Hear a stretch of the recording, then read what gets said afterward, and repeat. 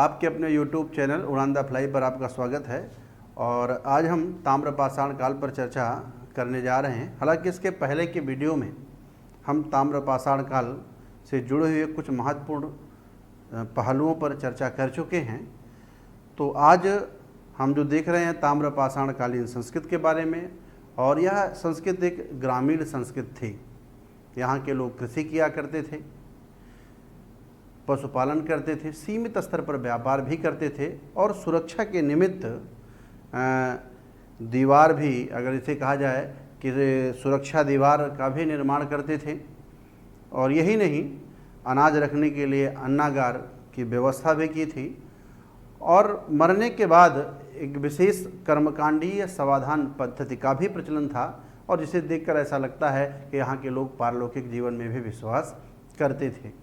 यही नहीं, धार्मिक दृष्टि से देखा जाए तो यहाँ के लोग वृषभ पूजा और मातृ देवी की पूजा में भी विश्वास करते थे। तो एक सामान्य जो ग्रामीण संस्कृति थी, जो आपको ग्रामीण संस्कृति के एक महत्वपूर्ण लक्षण देखने को मिलते हैं, वो सारी बातें ताम्रपाषाणिक संस्कृतियों में भी स्पष्ट तरीके से देखने को मिलती है।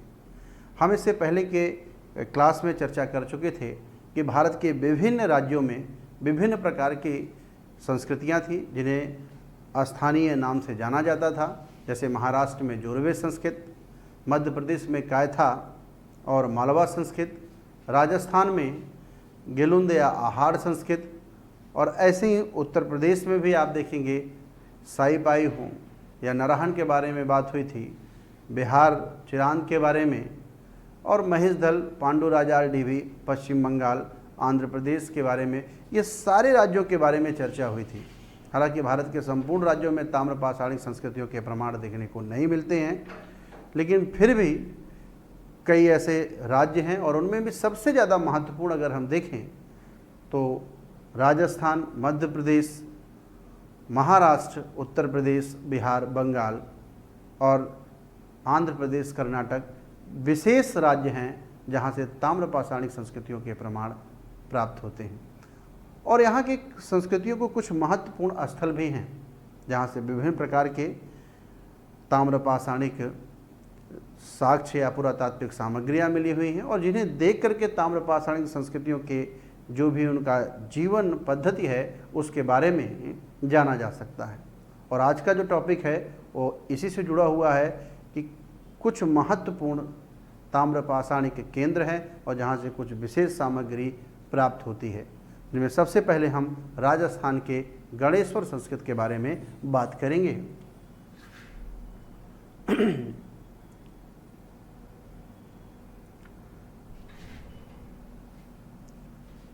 राजस्थान के गणेश्वर देख रहे हैं हम यहाँ गणेश्वर संस्कृति के बारे में, और इसका संबंध राजस्थान से है। गणेश्वर संस्कृति भारत में ताम्रयुगीन जो संस्कृति हैं उनकी जननी सभ्यता है, लेकिन इसकी जननी के रूप में जानी जाती है। तो हमें ये ध्यान रखना है कि ताम्रपाषाणिक जो संस्कृति है उसकी जननी के रूप में किसे जाना जाता है? गणेश्वर संस्कृति को। यह स्थल साहिबा नदी के किनारे स्थित है। राजस्थान में एक नदी है साहिबा, जिसके किनारे यह स्थल स्थित है, और यहीं से दोहरे छल्ले वाले पिन प्राप्त होते हैं। ये पिन न केवल गणेश्वर संस्कृति से प्राप्त होते हैं, अपितु कई ऐसे हड़प्पाई स्थल हैं जहाँ से ये पिन प्राप्त होते हैं, जिससे लगता है कि कई ऐसे हड़प्पाई स्थलों से भी इसका संबंध था। आहाड़, गिलुंद, मरमी, बालाथल इसी संस्कृति से संबंध है। यानी गणेश्वर संस्कृति से कौन स्थल? आहाड़, गिलुंद, मरमी और बालाथल का संबंध रहा है। ये चारों स्थल राजस्थान में हैं, और ये स्थल बनास नदी के क्षेत्र में स्थित हैं। इसलिए कई विद्वान इसे बनास संस्कृत का नाम भी देते हैं। तो बनास संस्कृत के नाम से किसे जाना जाता है? तो आहाड़, गिलुंद, मरमी और बालाथल अगर ये चारों विकल्प दिए गए हैं तो ये उपरोक्त सभी सही होंगे, और अगर इनको छोड़ करके कोई एक विकल्प चाहे वो मध्य प्रदेश या महाराष्ट्र की संस्कृतियों से जोड़ करके दे दिया जाए तो उसे पहचान करके बाहर करना है। और आपको ये ध्यान रखना है कि राजस्थान या कहा जाए कि बनास संस्कृति से जो संबद्ध महत्वपूर्ण स्थल है वो आहाड़, गेलुंद, मरमी और बालाथल है। तो एक एक संस्कृतियों के बारे में जो अच्छा सांस्कृतिक स्थल हैं उनके बारे में भी बात कर लेते हैं, लेकिन इस संस्कृति के बारे में खास बात हमें ध्यान रखना है, गणेश्वर संस्कृति का संबंध राजस्थान से है और इसके महत्वपूर्ण जो सांस्कृतिक स्थल हैं वो आहाड़, गेलुंद, मरमी, बालाथल हैं और ये बनास नदी क्षेत्र में स्थित हैं और इसलिए इसे बनास संस्कृत के नाम से भी जाना जाता है। बनास संस्कृत का प्रचलन किस राज्य में था? राजस्थान में था। तो यहाँ ध्यान देना। आगे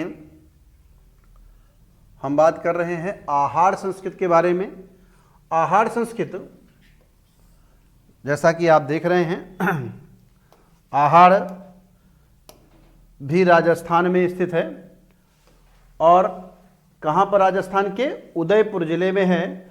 आहाड़ का प्राचीन नाम तांबवती था। यहाँ से तांबे के उपकरण सर्वाधिक मात्रा में प्राप्त हैं। तो कथन भी सही है और कारण भी सही है और दोनों एक दूसरे की पुष्टि करते हैं। यहाँ से टेराकोटा का बैल प्राप्त है, विशेष है। इसे लोग बनासियन बोल के नाम से भी जानते हैं। तो टेराकोटा का बैल कहाँ से प्राप्त है? आहाड़ संस्कृत से। यहाँ पाषाण के उपकरण नहीं प्राप्त होते हैं। यहाँ से काले और लाल रंग के मृदभांड प्राप्त हैं। ये ध्यान रखना है, पाषाण के उपकरण नहीं प्राप्त होते हैं। कई सारे विद्वान कहते हैं कि इस आधार पर इस संस्कृत को ताम्र पाषाणिक संस्कृत का नाम देना तर्कसंगत प्रतीत नहीं होता है। तो ध्यान रखना है कि यहाँ से किसके तांबे के बने हुए उपकरण बड़े पैमाने पर प्राप्त हैं, पाषाण के उपकरण नहीं प्राप्त होते हैं।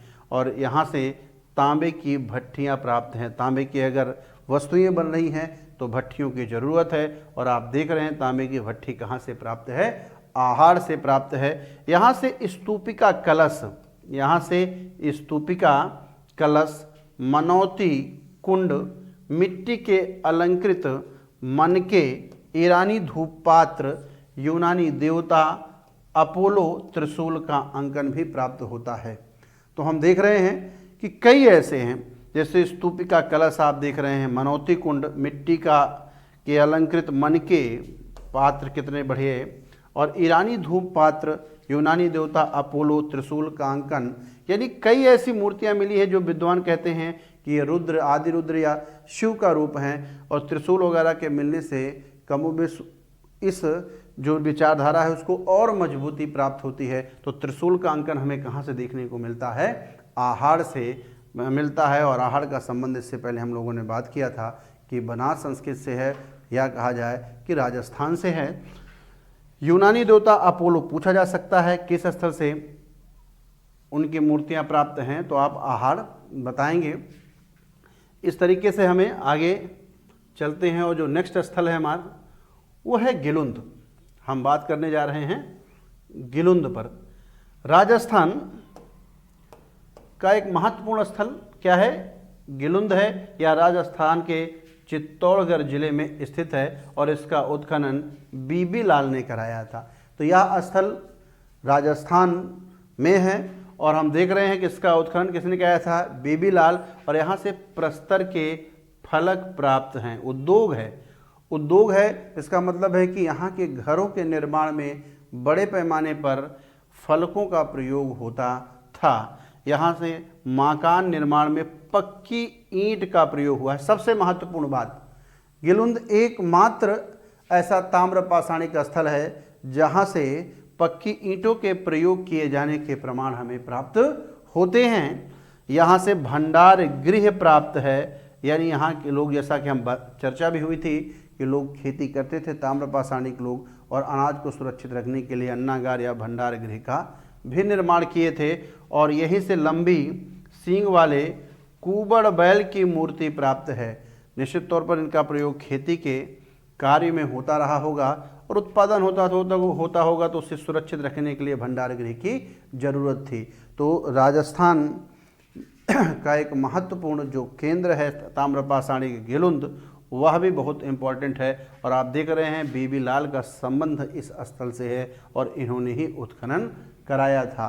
तो पहला तो ये हमारे लिए महत्वपूर्ण है। और प्रस्तर फलक उद्योग कहाँ से प्राप्त होते हैं? गेलुंद से, यह भी महत्वपूर्ण है। पक्की ईंट, चूंकि अपवाद है, कहीं नहीं देखने को मिलता है, इसलिए यह क्वेश्चन हमारे लिए बहुत इंपॉर्टेंट हो जाता है कि पक्की ईंट का प्रयोग कहाँ हुआ है, किस ताम्रपाषाणी के स्थल में हुआ है? तो उत्तर आपका होगा गेलुंद।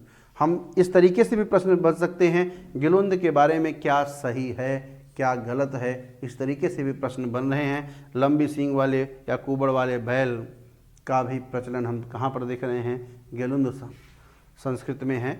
आगे हम बात कर रहे हैं बालाथल के बारे में। किसके बारे में? बालाथल। बालाथल का संबंध भी राजस्थान से है, जैसे चर्चा इससे पहले हो चुकी है, राजस्थान से ही है। और इसकी खोज बीएन मिश्र ने की है। यहाँ से 11 कमरों वाला पाषाण निर्मित भवन प्राप्त है। खास बात है कि 11 कमरों वाला पाषाण निर्मित भवन कहाँ से प्राप्त है? बालाथल से प्राप्त है। और बालाथल का संबंध कहाँ से है? राजस्थान से है। और यहाँ से भी तांबे को गलाने वाली भट्ठी प्राप्त है। यहाँ से विशाल मिट्टी की दीवार प्राप्त होती है। सुरक्षा के निमित्त घर के चारों तरफ जो बाउंड्री वाल हुआ करता था वो आपको स्पष्ट कहाँ पर देखने को मिल रहा है? बालाथल में मिल रहा है। और यहाँ से योगी का एक कंकाल प्राप्त है। और ये खास बात है कि योगी का कंकाल एकमात्र स्थल से प्राप्त है, वह स्थान कौन है? बालाथल। और इसलिए यह प्रश्न हमारे लिए बहुत महत्वपूर्ण हो जाता है कि वह कौन सा ताम्रपाषाणी का स्थल है जहाँ से योगी का कंकाल प्राप्त है? तो वह स्थल है बालाथल। और यही एकमात्र स्थल है या कहे गए प्राचीनतम स्थल है जहाँ से कुष्ठ रोग का प्राचीनतम प्रमाण प्राप्त होता है। तो कुष्ठ रोग का प्राचीनतम प्रमाण किस ताम्रपाषाणी का स्थल से प्राप्त होता है? याद रखना है, बालाथल से प्राप्त होता है। और बालाथल का संबंध कहाँ से है? राजस्थान से है। मिश्रा ने इस स्थल की खोज की थी। लेकिन यहाँ जो याद करने वाला पॉइंट है, योगी का कंकाल और कुष्ठ रोग विशेष तौर पर है और इसे ध्यान रखना है। मिलान करने के संदर्भ में भी प्रश्न आपसे पूछ सकते हैं। एक तरफ हो सकता है गेलुंद दे दें, आहार दे दें, बालाथल दे दें और उससे जुड़ी हुई कुछ महत्वपूर्ण जो सामग्री वहाँ से प्राप्त है उनको दे दें और आपस में कहें इसे आप क्या करिए? मिलान करिए। तो यह भी स्थल हमारे लिए बहुत ही महत्वपूर्ण था। आगे हम देख रहे हैं, जैसा चर्चा भी हो चुकी है, मरमी राजस्थान का एक महत्वपूर्ण स्थल था, ठीक है ना। वह उसका भी संबंध कहाँ से था? राजस्थान से है। लेकिन अब जो स्थल की चर्चा करने जा रहे हैं उनका संबंध मध्य प्रदेश से है। जैसा कि हम स्थल सामने ही आपके कायथा, कायथा जो संस्कृत है यह कहाँ पर है? एमपी में, मध्य प्रदेश में है। और इसके अपने कई उप संस्कृतियाँ भी थी। जैसे हम उज्जैन, एरण और त्रिपुरी की बात करें तो ये जो संस्कृतियों में जो लक्षण देखने को मिलते हैं उनका मूल कहाँ पर था? कायथा में। और हम देख रहे हैं यह स्थल काली सिंधु नदी के किनारे स्थित है जो कि उज्जैन में है। और इसकी खोज बीएस वाकड़कर महोदय ने की थी। किसने की थी? बीएस वाकड़कर महोदय ने इसकी खोज 1964 ईस्वी में की थी, कायथा संस्कृत की। और कायथा सबसे प्राचीन ताम्रपाषाणिक सांस्कृतिक स्थल है जो हड़प्पा के समकालीन है। यह बहुत ही महत्वपूर्ण हो जाता है कि वो कौन सा ताम्रपाषाणिक स्थल है जो हड़प्पा सभ्यता के समकालीन था। तो वो कौन सा? वो है कायथा। और कायथा ताम्रपाषाणिक एक ऐसा स्थल है जो हड़प्पा के समकालीन था। यह प्रश्न बहुत ही महत्वपूर्ण है। बीएस वाकड़कर महोदय ने इसकी खोज की थी, यह भी बहुत महत्वपूर्ण है। और सिंधु नदी, काली सिंधु नदी के बारे में हम ध्यान दे रहे हैं। के तट पर स्थित है, यह भी बहुत महत्वपूर्ण है, क्योंकि ये जो प्रश्न बनेंगे आपसे, एक तरफ कायथा दे देगा, हो सकता है दूसरी तरफ नदी का तट दे दे और कहें आपस में आप क्या करिए, मिलान करिए। खोजकर्ता का नाम दे दे, कहें आपस में क्या करिए, आप मिलान करिए। हो सकता है यहाँ की महत्वपूर्ण सामग्री के बारे में दे दे और कहें आपस में क्या करिए, मिलान करिए। लेकिन ये खास टाइप का प्रश्न बन सकता है कि वो कौन सा ताम्र पाषाणिक स्थल है निम्न में से जो हड़प्पा के समकालीन था। उत्तर आपका क्या होगा, कायथा। आगे आप देख रहे हैं साहित्य में इसका नाम कपित्थक मिलता है, बड़ा महत्वपूर्ण है। और आपको पता है कि वाराहमिहिर बहुत बड़े विद्वान हैं, आगे हम इनकी चर्चा करेंगे कि ये जन्म स्थली रही है। कपित्थक किस विद्वान की जन्म स्थली रही है आप देख रहे हैं, तो वो कौन है, वराहमिहिर। वराहमिहिर की ये जन्म भूमि भी रही है और यहाँ से घोड़े की हड्डियों के प्रमाण प्राप्त हैं। खास बात हम ये है कि जब आप हड़प्पा की बात करते हैं तो हड़प्पा की कई ऐसे महत्वपूर्ण स्थल हैं जो विकसित अवस्था में वहाँ से कोई भी घोड़े की हड्डियों के प्रमाण प्राप्त नहीं है। जो प्राप्त भी हैं वो परवर्ती हड़प्पा में हैं। लेकिन यहाँ देखना है कि कायथा स्थल है जो हड़प्पा के समकालीन है और आप देख रहे हैं यहाँ से घोड़े की क्या प्राप्त हैं, हड्डियाँ प्राप्त हैं। तो इसलिए ये बहुत ही महत्वपूर्ण स्थल हो जाता है। और दूसरे संदर्भ में देखा जाए साहित्य में इसका क्या नाम मिलता है, कपित्थक। तो यहाँ कपित्थक को भी हमें ध्यान रखना है। और जो वाराहमिहिर की जन्म स्थली थी, तो इस तरीके से कायथा हमारे लिए बहुत ही महत्वपूर्ण था, जिसका संबंध कहाँ से था, मध्य प्रदेश। तो फिर हम आपसे चर्चा कर रहे हैं कि चाहे वो एरण हो, त्रिपुरी हो, उज्जैन हो, यहाँ जो कल्चर देखने को मिल रहा था उसकी बहुत समानता कहाँ से थी, कायथा से थी। तो यहाँ नेक्स्ट हम देख रहे हैं मालवा संस्कृत। मालवा संस्कृत का संबंध भी मध्य प्रदेश से है। कहाँ से है, मध्य प्रदेश से है। और आप देख रहे हैं चाहे वो नागदा हो या नौदा टोली हो, इसका संबंध कहाँ से रहा है, मालवा संस्कृत से रहा है। मालवा संस्कृत के मृदभांड सभी समकालीन संस्कृतियों में श्रेष्ठ थे। मालवा की अपनी विशेषता थी, जैसे कायथा की विशेषता थी कि वह हड़प्पा के समकालीन संस्कृत थी, लेकिन मालवा की अपनी खास विशेषता क्या थी कि आप देख रहे हैं सभी समकालीन संस्कृतियों में जो यहाँ पर मृदभांड मिट्टी के बर्तन बनते थे वो सबसे अच्छे प्रकार के थे। और देख रहे हैं सभी संस्कृतियों में क्या थे, ये श्रेष्ठ थे, जिनका रंग कैसा होता था, गुलाबी रंग होता था और उन पर काले रंग का अलंकरण किया होता था।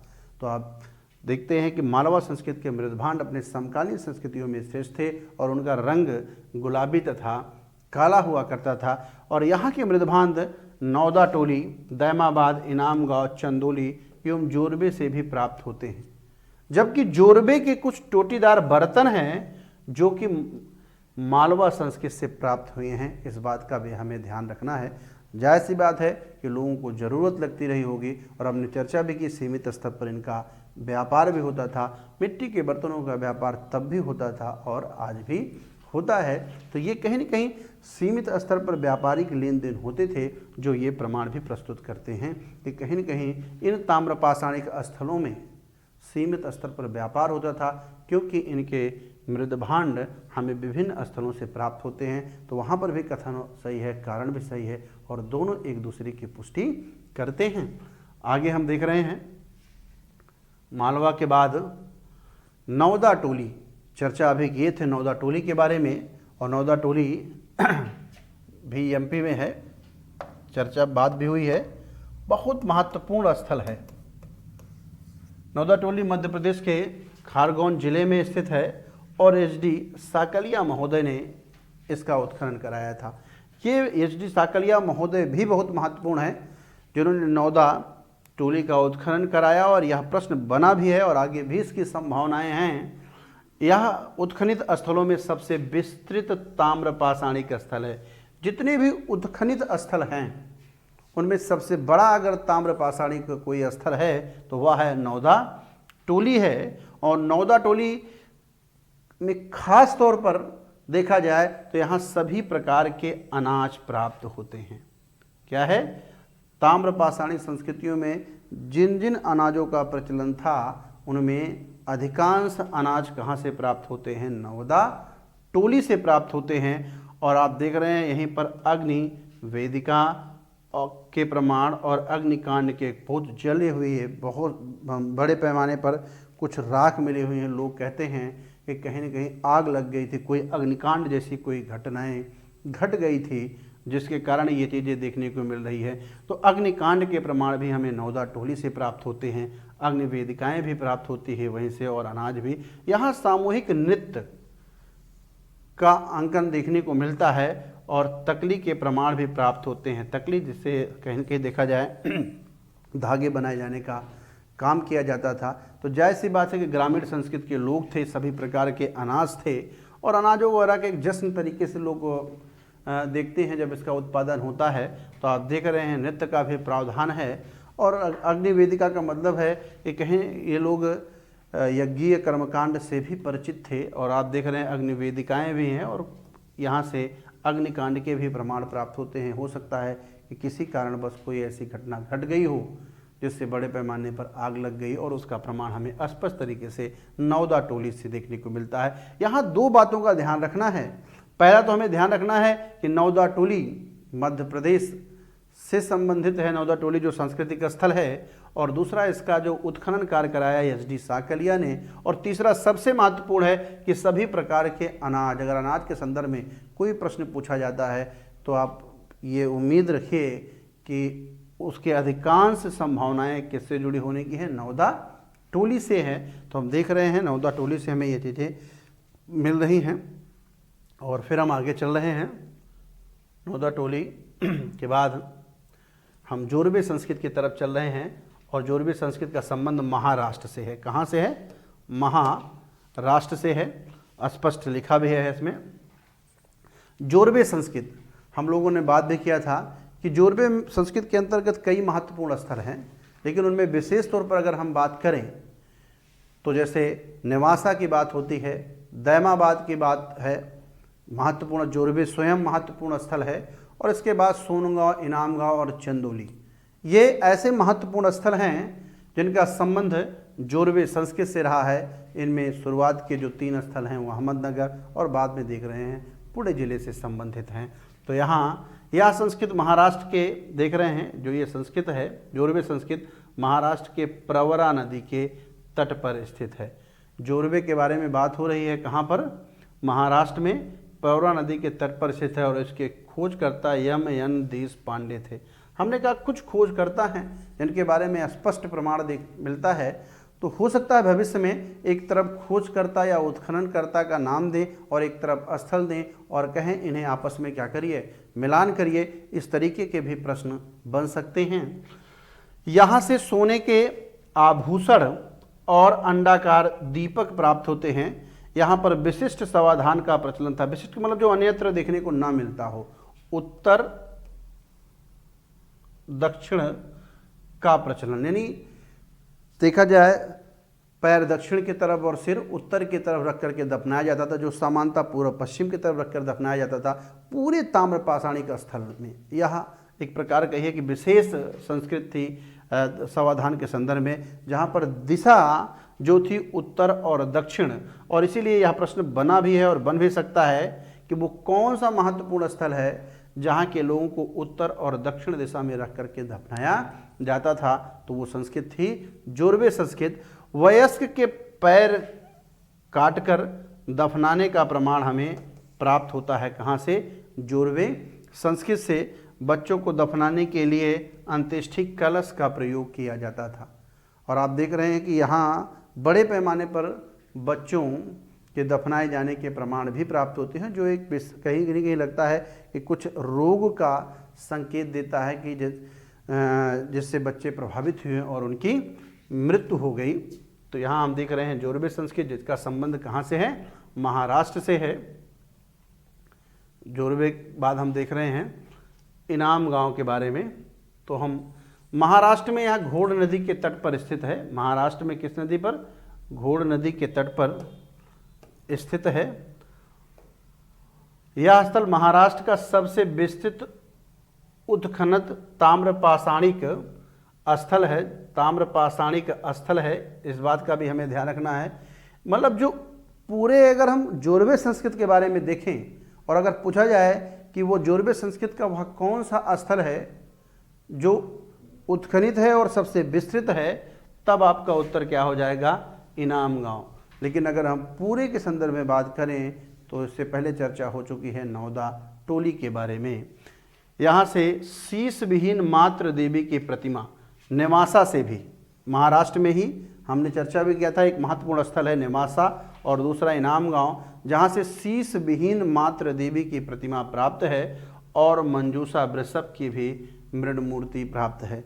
तो खास तौर पर देख रहे हैं जो महाराष्ट्र के क्षेत्र में है, यहाँ पर मात्र देवी का प्रचलन देखने को मिलता है, जबकि राजस्थान में अगर बात करें हम आहार के बारे में या कायथा संस्कृत के बारे में तो यहाँ पर वृषभ पूजा के प्रमाण हमें प्राप्त होते हैं।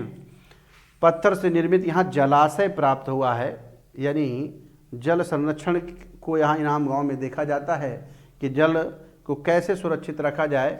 तो देख रहे हैं पत्थर से निर्मित एक मुझे जलाशय प्राप्त हुआ है और यहाँ से भारी संख्या में घर मिले हुए हैं जो आयताकार, वर्गाकार, गोलाकार और ग्राम प्रमुख का घर भी यहाँ से प्राप्त होता है। एक घर है जो 5-6 कमरों वाला है और सभी घरों में वो सबसे बड़ा है, तो लोग कहते हैं कहीं न कहीं ये ग्राम प्रमुख का घर रहा होगा। कई इम्पॉर्टेंट भी है कि ग्राम प्रमुख का घर किस ताम्रपाषाणिक स्थल से प्राप्त होता है, उत्तर क्या होगा? इनाम गांव।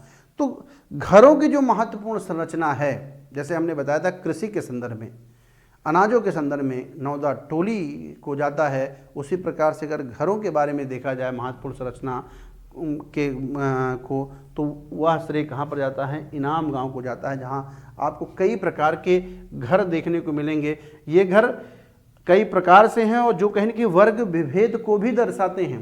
कहीं न कहीं इसमें क्या था? वर्ग विभेद में था। इनके घरों के आकार प्रकार की बनावट अलग है, उनकी आमदनी अलग रही होगी और देखा जाए कि वो आमदनी के अनुसार अपने घर बनवाए और घर में देख देख के लगता है कि उनमें कहीं न कहीं अमीर और गरीब जैसी अवधारणाएं भी रही होंगी। तो यहाँ पर ग्राम प्रमुख का एक मुझे घर देखने को मिलता है। अन्नागार यहाँ से भी प्राप्त होता है और बर्तन पकाने का जो नवाकरण है वो भी यहाँ पर देखने को मिलता है, अर्थात जो भट्ठी है पकाने वाला वो भी।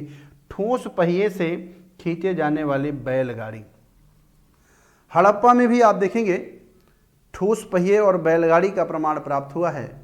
तो ठोस पहिए, जबकि आप वैदिक काल में जाएंगे तो तीली युक्त आपको पहिए देखने को मिलेंगे, लेकिन यहाँ पर भी खास तौर पे है कि इनाम गांव में ठोस पहिए से खींचे जाने वाली बैलगाड़ी का प्रमाण है और मृदभांड पर जूते हुए बैलों का चित्र अंकित है। यानी भाई बैल भी हैं और कृषि का उत्पादन भी हो रहा है, अन्न सुरक्षित रखने के लिए अन्नागार भी मिल रहे हैं और पतवार वाले नाव का भी चित्रण है, जो कहीं न कहीं पतवार वाले नाव इस बात को भी दर्शाते हैं कि चाहे वो आपदा हो या व्यापार वाणिज्य का मसला हो, तो ऐसा लगता है कि कहीं अगर दूर जाना है और बीच में कोई नदी वगैरह भी है, तो आप देख रहे हैं कि ये नाव से भी परिचित थे, पतवार युक्त नाव से परिचित थे और सामान वहाँ पर रख करके वो व्यक्ति भी मानव संसाधन के रूप में आ जा सकते थे और वस्तुएं भी एक स्थान से दूसरे स्थान पर जा सकती थी। तो पतवार वाले कलश समाधान भी यहाँ से प्राप्त होते हैं। और ख़ास बात जो चर्चा कर रहे थे इससे पहले, दैमाबाद और इनाम गांव से इस करवे रोग के प्रमाण प्राप्त होते हैं और ऐसा लगता है यही वजह होगी जिससे बच्चों के यहाँ पर बड़े पैमाने पर समाधान हमें मिले हुए हैं, जिसका प्रभाव बच्चों पर रहा होगा। तो इस तरीके से हम देख रहे हैं इनाम गांव के बारे में। आगे महत्वपूर्ण स्थल है दैमाबाद। कौन सा स्थल? दैमाबाद। दैमाबाद के बारे में हम देख रहे हैं, यह स्थल इसलिए भी महत्वपूर्ण है कि यह स्थल का संबंध हड़प्पा सभ्यता से भी है और हड़प्पा सभ्यता का सबसे दक्षिणतम स्थल कौन सा है? दैमाबाद, जो प्रवरा नदी के तट पर स्थित है, जो गोदावरी की सहायक नदी है। किसकी नदी है? गोदावरी की सहायक नदी है और इसकी खोज जो है बीपी बोपद्रिकर महोदय ने की थी। जोरवे संस्कृति का यह सबसे बड़ा स्थल है, उत्खनित नहीं। अगर देखा जाए हमने बताया ना कि जोरवे संस्कृत का अगर बाहर से देखने पर देखते हैं तो सबसे बड़ा स्थल कौन सा है, दैमाबाद है। लेकिन उत्खनित की बात आती है तो इनाम गांव है, और अगर कुल में बात आती है तो नौदा टोली है। और यहाँ से शिल्पकार की कार्यशाला और पत्थर का लिंग प्राप्त है। यहाँ से दुर्गीकृत किए जाने वाले का प्रमाण ये है, देखा जाए सुरक्षा के निमित्त दुर्गीकृत हड़प्पा सभ्यता की खास विशेषताएं थी, आप देख रहे हैं। और उसका यहाँ प्रमाण आपको स्पष्ट देखने को मिल रहा है, दुर्गीकरण। दुर्गीकरण का प्रमाण भी हमें दैमाबाद से मिल रहा है। यहाँ से कांसे की निधियाँ प्राप्त है, और क्यों प्राप्त है आपको पता है, इस स्थल का संबंध हड़प्पा सभ्यता से था। और हड़प्पा को कांस्य युगीन सभ्यता भी कहा जाता था। कौन सी सभ्यता, कांस्य युगीन। कांसा तांबा और टिन से मिल करके बना होता था।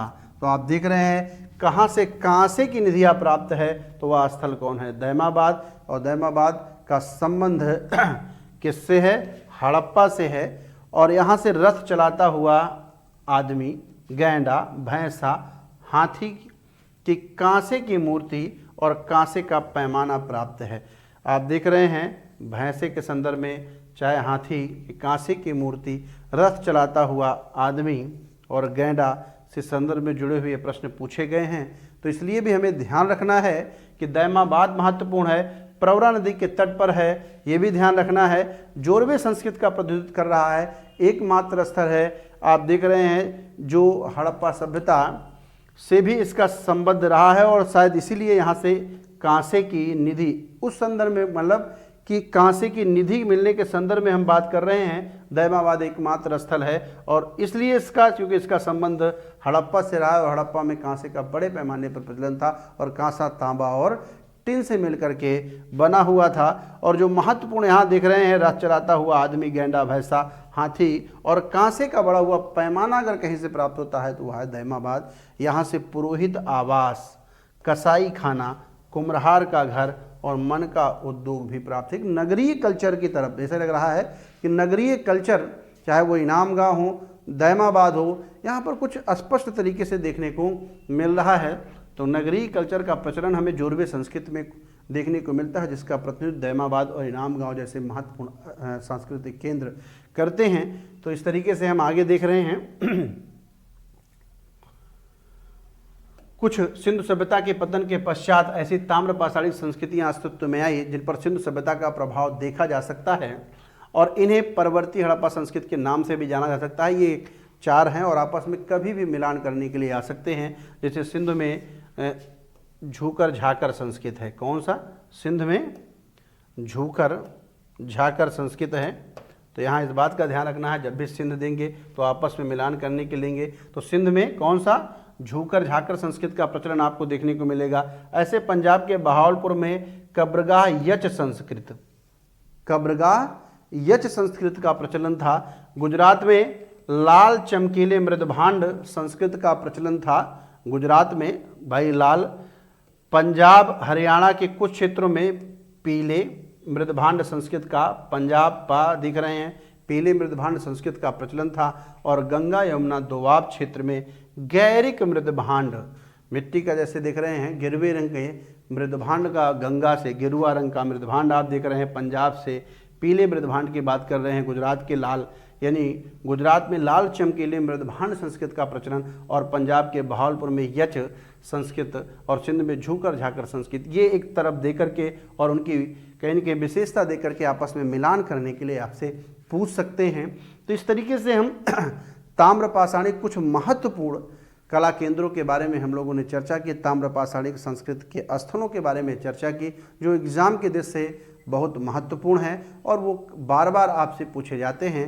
लेकिन हमें ध्यान रखना है, हम एक ऐसी संस्कृत के बारे में बात कर रहे थे जो एक ग्रामीण संस्कृत थी, जहाँ के लोगों का जो रहना था वो ग्रामीण संस्कृत से ओतप्रोत था। उनके अपने कच्चे मकान थे, आप कृषि करते थे, पशुओं को पालते थे, अन्नागार थे, सुरक्षा के निमित्त कुछ देख दीवारों के भी प्रमाण हमें प्राप्त होते हैं। सुंदर मिट्टी के बर्तन थे और वो पूजा देवताओं में भी विश्वास करते थे। कहीं वृषभ कहीं मातृ देवी का प्रचलन था।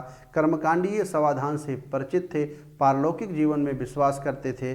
और इस प्रकार से हम एक ताम्रपाषाणिक कल्चर के बारे में हम लोगों ने बात किया। और यह संस्कृत हड़प्पा के पहले भी थी, उसके समकालीन भी थी और उसके बाद में भी थी। तो ये एक विशेष संस्कृति थी। लेकिन आगे चर्चा भी किए थे कि भारत में कुछ ऐसे जलवायु परिवर्तन हुए, वर्षा की कमी हुई और ज़मीनों की इतनी कठोरता हुई कि तांबे जैसे उपकरणों से यह कार्य नहीं हो पाया और धीरे धीरे इस संस्कृतियों का क्षरण होने लगा और वो लुप्त हो गई।